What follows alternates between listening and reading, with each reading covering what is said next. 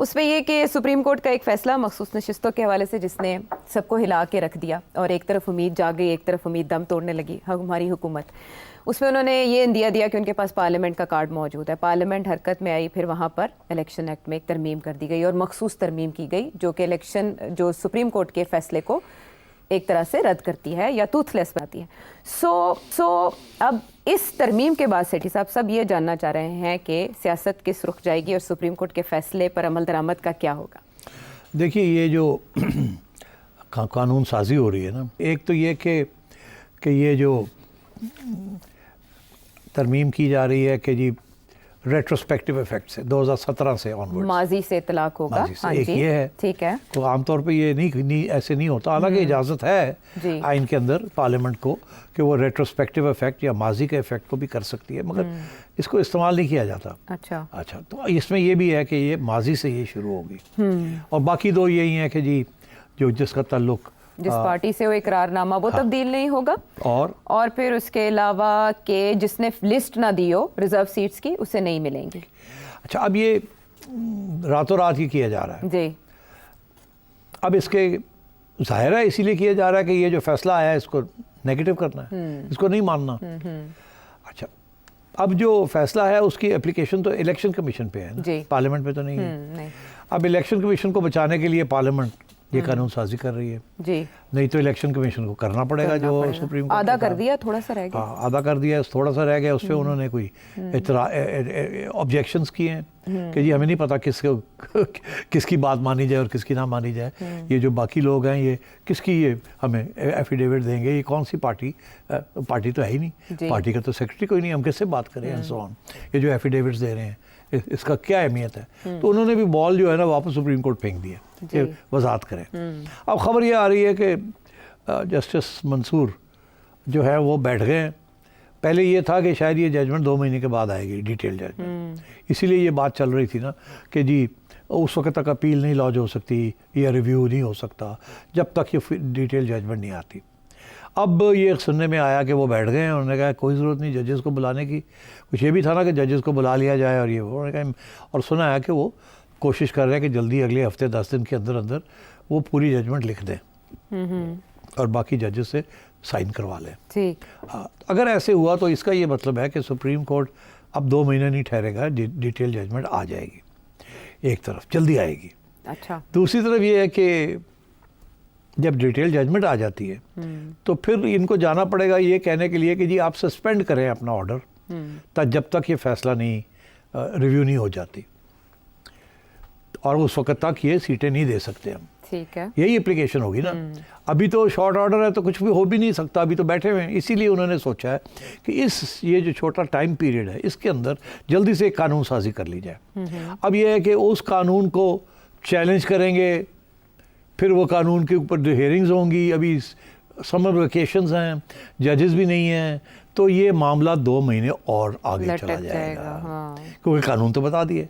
अब अगर supreme court election commission को कहता है, कोई पिटिशन जाती है और तो पिटिशन कौन सुनेगा? ये 2-3 जजेस तो नहीं सुनेंगे, इतनी इंपॉर्टेंट पोजीशन। तो ये डिलेइंग टैक्टिक्स हैं on the part of the government. और उसकी वजह बड़ी सिंपल सी है, वो ये चाहते हैं कि ये बिल्कुल ना हो, इसको रेजिस्ट किया जाए, और ये जो टाइम स्पेस जो मिल रही है इसके अंदर कोई ऐसे कानून कर दिए जाएं जिसके साथ अगला कदम भी हम इसके बाद उठा लें। और वो अगला कदम क्या है? वो ये है कि किसी तरीके के साथ 2/3 मेजॉरिटी हम अपनी बरकरार रखें और उस मेजॉरिटी के ज़रिए हम कुछ कॉन्स्टिट्यूशनल अमेंडमेंट्स भी कर लें। ये जो इस वक्त हो रहा है ये कॉन्स्टिट्यूशनल अमेंडमेंट नहीं हो रही, ये कानून साजी हो रही है। जी जी, तो ये तो कर सकते हैं। अच्छा, अब तो पहले तो फिर ये कि इसको चैलेंज करना पड़ेगा, फिर चैलेंज करने के लिए बेंचेस नहीं है तो फिर ये मुलतवी होना पड़ेगा, फिर वो जो जजमेंट आएगी उसको चैलेंज करना है, या वो आएगी तो वो भी रिव्यू में चली जाएगी, कोई पूरे जजेस नहीं है। तो मेरा ख्याल है 2 महीने के लिए तो ये लटकता रहेगा। 2 महीने बाद अक्टूबर आ जाएगा, फिर अक्टूबर आ जाएगा तो change in command of the supreme court. हाँ, मगर मेरा ख्याल है उससे पहले ये कोशिश करेंगे कि इन्हीं हालात के अंदर एक कॉन्स्टिट्यूशनल अमेंडमेंट भी पास कर दें।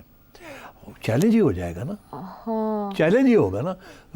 इनके पास अगर वोट हो गए पूरे तो ये कहेंगे जी हम नहीं मानते कि ये सीटें उनकी हैं। अच्छा। अभी तो वो डिस्कशन हो रही है, डिबेट हो रही है उसके। तो इसलिए मेरा ख्याल है ये फिर भी they will try to go for a constitutional amendment, this okay my view. Okay अब क्या वो उसमें सुप्रीम कोर्ट उसको रोक देता है किसी तरीके के साथ?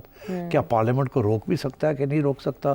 फ्रॉम कानून साजी नहीं रोक सकता। और अगर रोकने की कोशिश सुप्रीम कोर्ट ने की और वो भी विदाउट फुल बेंच, जो कि जजेस ही नहीं है, तो उसकी तो कोई वजन नहीं होगा उसके अंदर। तो मेरा ख्याल है दिस इज़ अ टैक्टिक कि किसी तरीके के साथ अगले 1-2 महीने के अंदर अंदर अपने खिलाफ कोई मेजर जजमेंट ना होने दें, ठीक है या अगर होती भी है तो उसको इम्प्लीमेंट ना करें, और इस स्पेस के अंदर एक कॉन्स्टिट्यूशनल अमेंडमेंट भी कर ली जाए। ठीक है और फिर चैलेंज होती रहेगी, देखा जाएगा फिर। तब तक तो वक्त गुजर जाएगा हाँ, ना, फिर कल को वो उसकी वजह से वो एक कॉन्स्टिट्यूशनल अमेंडमेंट करके और चीफ जस्टिस की एक्सटेंशन हो जाती है, फिर क्या होगा? फिर वो बैठ जाएंगे, फिर लड़ाई झगड़े और बढ़ जाएंगे। अभी भी चांस एक्सटेंशन नहीं तो वो इसीलिए तो समझ गई। ठीक है, हमें जवाब मिल गया सवाल करने से पहले ही। बहरहाल इस सिलसिले में ये इंटरेस्टिंग है, जैसे सेठी साहब ने तफसीली फैसला जल्दी आ जाए तो फिर उसकी तशरीह पे भी काफ़ी वक्त दरकार होगा और अपनी अपनी तशरीह की जाएगी। फिलहाल तो दोनों तरफ से कार्ड्स जो खेले जा रहे हैं वो भी बड़े इंटरेस्टिंग है और इससे टाइम बाय किया जा रहा है। वापस आते हैं ब्रेक के बाद। शो में साथ देने का शुक्रिया सेठी साहब। इमरान खान साहब अब उस मोड़ पे आ गए हैं जहां से अब पता नहीं चल रहा कि वो डील से आए हैं या बगैर डील के आए हैं, लेकिन सभी सोच रहे हैं कि इमरान खान साहब क्या करने जा रहे हैं और वो जो नवाज शरीफ साहब पहले कर चुके हैं फिर उस पर उन्हें ब्लेम करना गलत होगा। शराइत के साथ इमरान खान साहब ने जो फ़ौज से इस्टेब्लिशमेंट से मुज़ाकरात पर आमादगी ज़ाहिर की है, उसके बाद उन्होंने कहा कि फ़ौज अपना नुमाइंदा मुकर्रर करे, हमारी तरफ से महमूद अचकज़ई साहब होंगे। तो आप बताएं, आपने तो पिछले एपिसोड में बाकायदा इस बात की तस्दीक कर दी थी कि ऐसा कोई सिलसिला चल रहा है, तो ये सिलसिला कामयाब भी होगा? जी, मैंने ये 2 बातें कही थी। मैंने कहा था कि एक सिलसिला शुरू हुआ है, मगर मैंने साथ उसको क्वालिफाई कर दिया था और मैंने कहा था आर्म्स लेंथ से हुआ, जी बराह रास्त नहीं है, ताकि डिनाई हो सके, ताकि फ़ौज के तरफ से ये डिनाइल हो कि हम तो बात नहीं कर रहे, या गवर्नमेंट की तरफ से हम नहीं बात कर रहे। तो इसलिए किसी का उन्होंने आर्म्स लेंथ किया है, किसी जनरल वेनरल नहीं कोई गया मिलने, कोई फ़ौजी नहीं गया मिलने, ना इस किस्म की कोई बात हुई है। इसीलिए खान साहब आप कह रहे हैं कि नॉमिनेट करें किसी को, जी ठीक। अब बात यह है कि कोई नॉमिनेशन नहीं होगी। अच्छा, नॉमिनेशन कैसे हो सकती है, आप मुझे बताओ तो। अब यही होगा कि कोई बंदा उठेगा और वो कहेगा मैं इमरान खान को मिलने जा रहा हूँ, ठीक, और सारा मीडिया कहेगा कि ये नॉमिनेट हो गया है। अच्छा, मगर इस्टेब्लिशमेंट की तरफ से कोई बात नहीं होगी, टाइट अपर लिप, कोई बात नहीं होगी। सवाल ही पैदा नहीं होता कि इस्टेब्लिशमेंट ये कहे कि हम बातचीत शुरू कर दी हमने इमरान के साथ। अलबत्ता जो मीडिया के ज़रिए बातें लीक होंगी इस्टेब्लिशमेंट की तरफ से, वो ये होंगी कि गवर्नमेंट भेजे, किसी को भेजना है तो ये गवर्नमेंट ने बात करनी है कर ले, हम तो, हमारा क्या तल्लुक है, हमारा तो कोई बस नहीं बनते कॉन्स्टिट्यूशनली कि हम किसी से बात करें, किसी प्रिजनर से बात करें जिसको हमने ऑन ट्रीजन के लिए गवर्नमेंट ने पकड़ा हुआ है। अच्छा। तो गवर्नमेंट भेज सकती है किसी को, और गवर्नमेंट की तरफ से तो ऑलरेडी ऑफर आ चुकी है, जी आ चुकी है ना, कि जी हम तैयार हैं। मुसद्दक मलिक ने भी कहा है, शहबाज शरीफ ने भी कहा है, हाँ। सब ने कहा हम तैयार हैं बात करने के लिए, आओ। और वो कहता है मैंने आपसे बात नहीं करनी। तो ये यकीनी तौर पे गवर्नमेंट की तरफ से कोई बंदा जा सकता है बात करने के लिए। अब क्या खान साहब उसको तस्लीम करेंगे या नहीं करेंगे, एक दफ़ा तो कह चुके हैं ना मैंने गवर्नमेंट से बात नहीं करनी। मगर मैं आज ये पेशन गोई कर रहा हूँ कि फ़ौज की तरफ से ऑफिशियली कोई बंदा नहीं जाएगा खान साहब के साथ बात करने के लिए।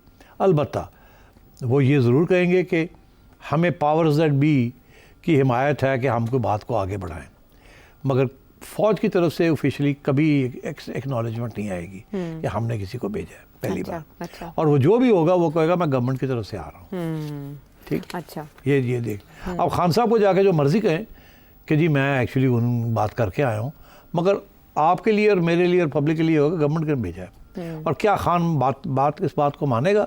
खान तो ये चाहता है कि ये तस्लीम किया जाए कि फ़ौज की तरफ से मुझे को मिलने हैं। उसका तो केस बन जाता है ना, बन जाता है जिस दिन फ़ौज ने उससे बात करनी शुरू कर दी, हाँ। उस दिन सारे केसेस ख़त्म। लेकिन अभी तो बन रहे हैं ना, अभी तो बन रहे हैं। तो इसलिए कोई चांस नहीं है कि खान साहब का ये डिमांड कि फ़ौज की तरफ से कोई उनको मिलने जाए और बात आगे बढ़ाए, नंबर 1। ठीक है। नंबर 2, वो जो ये कह रहे हैं कि जी हमारे सियासी प्रिजनर्स को छोड़ें आप, ये बिल्कुल हो सकता है, सियासी प्रिजनर्स को छोड़ा जा सकता है। As a gesture. ओके। जिनके ऊपर संगीन किस्म के इल्ज़ाम हैं उनको नहीं छोड़ेंगे। ये जो आम रोज़ पकड़ पकड़ के ले जाते हैं ना डेमोन्स्ट्रेशन से या सोशल मीडिया का ये वो उनको छोड़ देंगे एज अ जेस्चर। मगर गवर्नमेंट छोड़ेगी ना जी। फौत नहीं होते, गवर्नमेंट के हाथ में है, तो ऑफिशियली तो गवर्नमेंट छोड़ेगी। तो वो एक कॉन्फिडेंस बिल्डिंग मेजर हो सकता है, मगर क्या उसके तबादले में क्या मिलेगा गवर्नमेंट को या एस्टैब्लिशमेंट को? यही है ना कि जी आपने मिलिट्री को अटैक नहीं करना, आपने मिलिट्री के चीफ को नहीं अटैक करना, आपने ये IMF प्रोग्राम को डिरेल नहीं करना, आपने दुनिया के पार्लियामेंट्स और कांग्रेसेस में जाके पाकिस्तान की बेइज्जती नहीं करनी और नेशनल सिक्योरिटी को अंडरमाइन नहीं करना। तो उधर से भी लंबी चौड़ी लिस्ट है ना। जी जी। मेरा नहीं ख्याल कि इसके साथ कोई बात आगे बढ़ेगी। ये दोनों साइड्स चाह रही हैं कि थोड़ी बहुत स्पेस मिले और थोड़ा सा टेम्परेचर कम हो। दोनों तकलीफ में है, मैंने यही कहा था। दोनों चाहते हैं कि थोड़ी तकलीफ दूर हो और इसलिए ये बातचीत शुरू हो रही है, मगर ये जाएगी नहीं कहीं भी। उसकी वजह यह है कि खान जुडिशरी के ज़रिए जो कुछ करना चाहता है वो चाहता है कि उस तरीके से हो जाए, और अब तक जो ट्रैक रिकॉर्ड है जुडिशरी का वो उसकी सपोर्ट कर रहे हैं। तो इसलिए यहाँ अब सियासत चल रही है और आगे भी जो क्लैश आ रहा है, जो गवर्नमेंट का जो है with the judiciary, is not government with judiciary, it's establishment जिसको ये गवर्नमेंट उसका सामना फेस है जो कि क्लैश आ रहा है। इसीलिए वो अमेंडमेंट्स की भी ज़रूरत है, इसलिए जुडिशरी के अंदर भी तब्दीलियाँ की ज़रूरत है, इसीलिए फ़लाना आएगा फ़लाना नहीं आएगा, ये सारी बातें चल रही हैं। अच्छा, इसलिए I think this will continue. अच्छा, अब ये कंटिन्यू करने का डेंजर बढ़ा है इसमें, इसीलिए दोनों साइड्स कोशिश कर रही हैं कि कोई रास्ते निकलें, मगर रास्ते निकलने बड़े मुश्किल हैं, बिकॉज जो पीछे हटेगा वो दूसरे का केस स्ट्रांग हो जाता है एकदम, तो इसलिए वो शायद नहीं करेंगे। ठीक। अच्छा, जो डर ये है कि इस दौरान क्योंकि मुल्क के हालात इतने अच्छे नहीं हैं, अगर आप अखबार सुबह खोलें तो सवाई ये कि इतने बंदे यहाँ मारे गए और इतने बंदे यहाँ मारे गए और यहाँ स्ट्राइक हो रही है और वहाँ स्ट्राइक हो रही है, और अब तो फ्लड्स, और अब ऊपर से बारिशें और फ्लड्स, तो दिन रात जो है आपको बुरी खबरें मिलने को आ रही। और किसी स्टेज पे भी आयशा, मैं हमेशा ये कहता हूँ कि कहा नहीं जा सकता कब, मगर कभी भी हो सकता है। वो a single spark can light a prairie fire, meaning एक चिंगारी, एक किसी ने यहाँ छोटी सी आग लगी, आप समझेंगे तो कोई गाली को नहीं, कोट मार के वो बुझा दो, वो आग फैल जाएगी, फैल सकती। हाँ, लेकिन सिर्फ सब माजरत बात काटने के लिए, आप इनके इस जेस्चर को, जहाँ पहले एक जमूत था और दोनों इंतहाई पोजीशन लिए हुए थे, आप इमूवेबल फोर्स की बात करते थे और दूसरी तरफ दूसरी फोर्स जो टक्कर ले रही है, इमरान खान साहब के रवैये में इस लचक को आप भी शक की निगाह से देखते हैं? जो इल्ज़ामात आयद किए जा रहे हैं कि PTI के ऑफिस पर छापे के दौरान उनके ताल्लुकात साबित हुए हैं रऊफ़ हसन साहब के रॉ एजेंट्स के साथ, आप समझते हैं कि ये उस दबाव का नतीजा है या ये लचक जो है वो सिर्फ सियासी अमल को समझने का नतीजा है? देखिए, इमरान खान को